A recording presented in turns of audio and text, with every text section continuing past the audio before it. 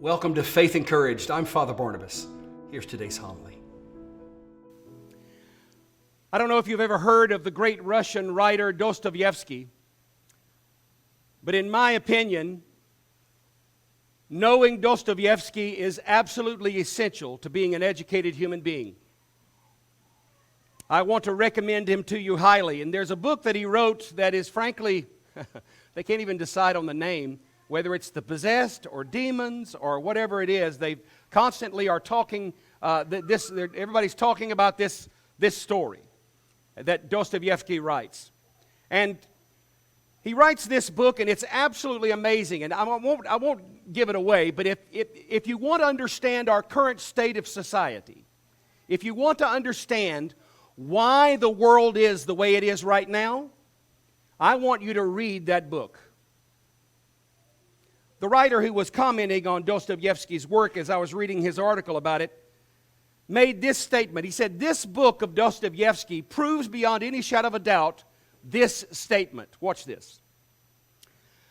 Ideological movements often become their opposite.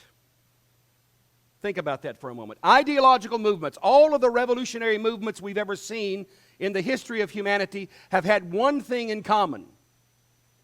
We're going to restore freedom to the people. We're going to restore freedom to the people. Every revolution that we've ever seen in human history, we're going to restore freedom to the people. There's a problem, folks.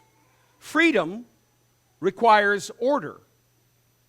Order supposes control. And control, my angels, always ends up in despotism. So how do you do it? What do you do?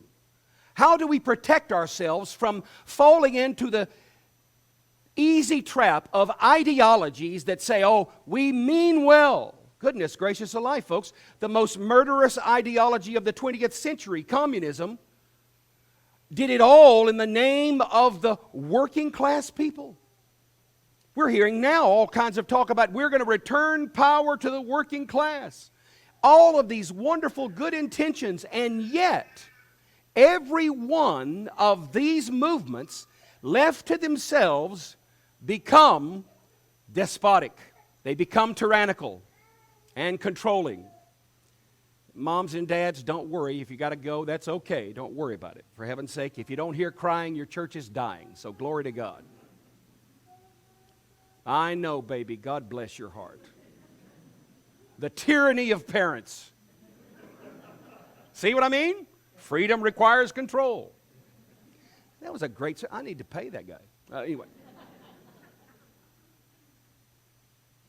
So as we see today on Palm Sunday, we see the people extremely excited.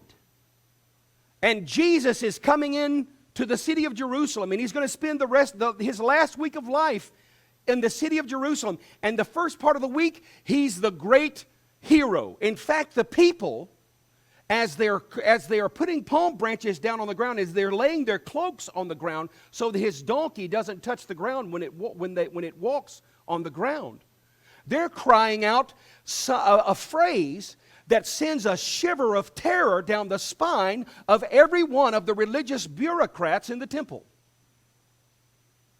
They're crying out a phrase that is reserved only and completely for the Messiah, the promised Savior of the world. And what are they saying? Hosanna in the highest. Blessed is he who comes in the name of the Lord. This is always tied in the the First Testament to the coming of the Messiah. The people are crying out, this is the Messiah. This is the King of Israel. They were right. And for the first half of the week, they were excited. The second half of the week, many of the people who cried out Hosanna will be crying Crucify Him Friday. Ideological movements many times become their opposite. Our lives, brothers and sisters, as we confront this Holy Week, are invited to something more than simply being enslaved to an ideology, a thought pattern, a political movement. even a religious movement. Our lives as normal Orthodox Christians are invited to a lifestyle of something that is absolutely head and shoulders above any human ideology that is promising freedom and justice and fairness. Isn't that amazing? All these ideologies screaming about freedom and justice and fairness. It reminds me of the story about the pigs on Animal Farm. You remember that book, Animal Farm? All animals are equal. Some animals are more equal than others. Screaming for fairness. I mean, we scream for it all the time in our lives, don't we? I only want to be treated fairly. By the way, that's not true. I don't want to be treated fairly. I want to be put in the head of the line. I want special treatment. I do. And if you're honest, so do you. I want to be treated fairly. I want justice. And all of those things are wonderful things. There's only one problem. If I don't set my definition of fairness and goodness and freedom at the right spot, I will always end up becoming a slave to the ideology that has gripped me. And I won't have freedom or justice or fairness. So the challenge that we face as normal Orthodox Christians is to do exactly what the Apostle Paul says in his epistle today. To think on whatever is lovely and whatever is pure and whatever is holy, whatever is beautiful. The normal Orthodox Christianity, the path of salvation for orthodoxy, is the revolutionary beginning of the way I think. I am not going to put my trust in human institutions. The government isn't going to come and save me. I love what Ronald Reagan used to say all the time. The most terrifying words in the world are, "I'm from the government and I'm here to help you."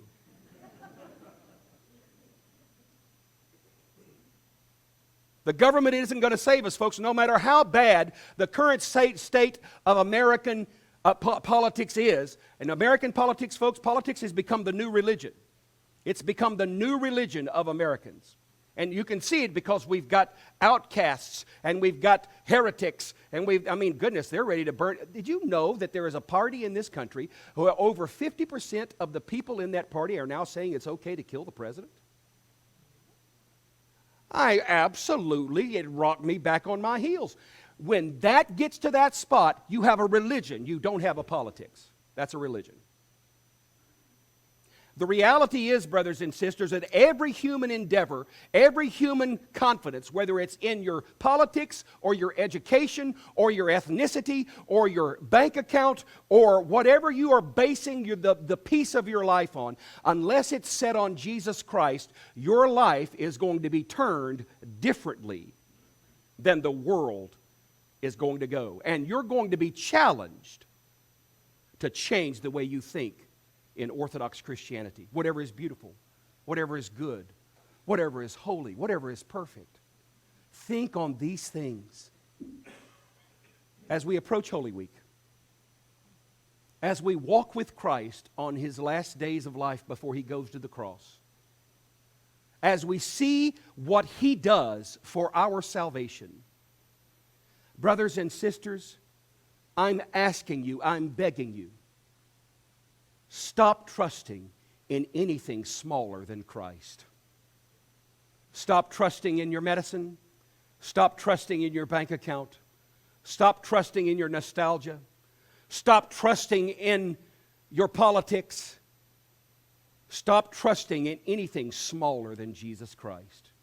Because it is Christ. By the way, do you know what the word Hosanna means? It's like the word hallelujah. The reason why they don't translate it is because it means tons of stuff. But at the very heart of it, the word Hosanna means, come and save us. When they were crying out, Hosanna, blessed is he who comes in the name of the Lord, they were saying, we know you, you're the Savior.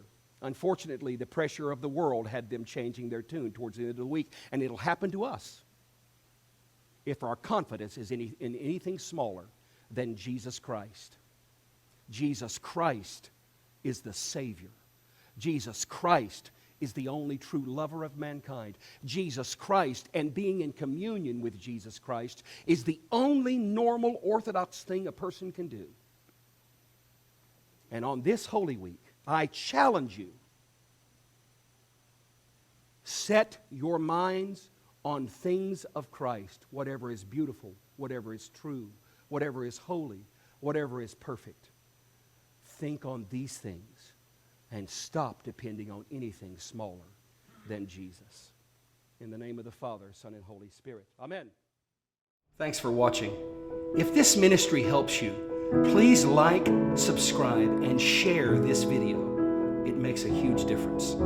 Go to Fr. Barnabas Powell at Substack and get our daily devotionals. To support us, you can visit faithencourage.org and click the donate link.